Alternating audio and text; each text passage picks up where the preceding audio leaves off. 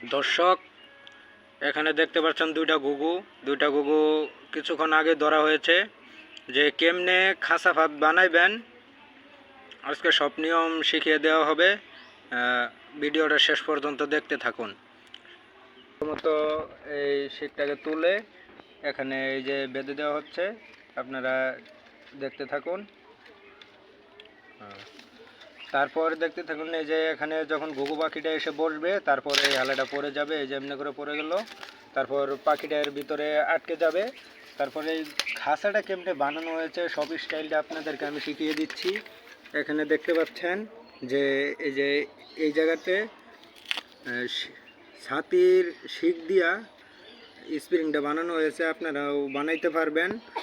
দর্শক, এখানে দেখতে পাচ্ছেন যে এখানে একটা ছাতার শিক ব্যবহার করা হয়েছে, সামনে এখানে ছাতার শিক ব্যবহার করা হয়েছে, আর এখানে